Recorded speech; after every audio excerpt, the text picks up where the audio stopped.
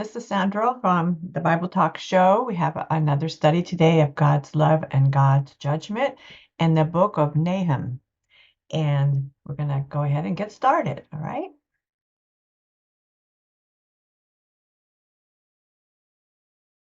Sorry. All right, we're going to look at it in the summary. The book of Nahum is a collection of poems that announces the downfall of one of Israel's worst oppressors, the ancient empire of Assyria, and its capital city was Nineveh.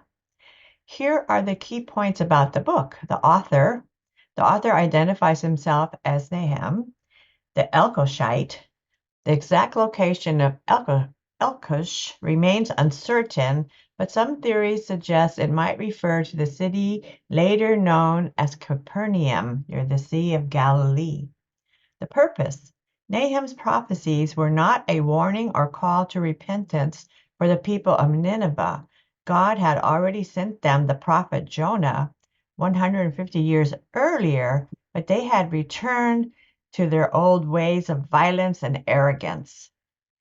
All right, so the summary is Nahum's message serves as a reminder that God's justice prevails even against powerful oppressors and that his care extends to those who trust in him during troubled times.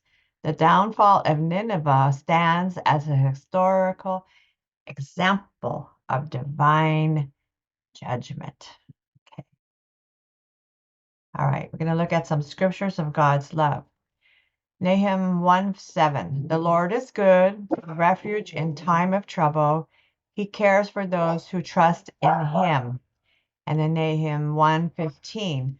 Look there on the mountains, the feet of one who brings good news, who proclaims peace. All right. Then we're going to look at some scriptures of God's judgment.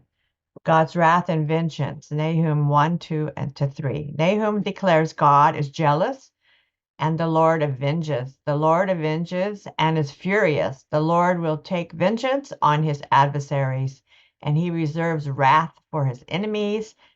Despite being slow to anger, God's power ensures that the wicked will not go unpunished. His justice demands retribution against evil. And then it's here, the complete end of enemies in Nineveh 1:8 and 9. Nahum prophesies, with an overflowing flood, he will make an utter end of its place, and darkness will pursue his enemies. Those who conspire against the Lord will face affliction, and their wickedness will be cut down. God's judgment is final and thorough. God's command against Nineveh in Nineveh 1:14. The Lord declares your name shall be perpetrated no longer. Out of the house of your gods, I will cut off the carved image and the modeled image. I will dig your grave, for you are vile. Nahum's message reveals God's determination to bring an end to Nineveh's wickedness and idolatry. So 150 years later, Nineveh was destroyed. Okay, God gives you time to get your act together, but it's all in his terms. Okay, all right.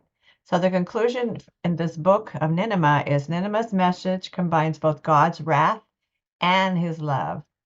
It underscores the importance of trusting in God's character, even when facing adversity. His goodness, faithfulness, and protective refuge are constants for those who seek him. All right. I hope you enjoyed this study today of Nahum. My name is Sandra from the Bible Talk Show for God's Love and God's Judgment series, the 66 Bible chapters that are in the book of the Bible. We are looking for his love and his judgment in each of the books. And we hope you enjoy this series. We have several more to go, but I think that this is a really good lesson and a good series for you to review because it gives you summaries and conclusions and highlights of his judgment and God's love in scripture. So you can really get a synopsis of what the Bible is talking about because this Bible is a true Bible, a living Bible, okay? You can reach me at sandrascalini@yahoo.com if you have any questions. God bless you, and we'll see you next week.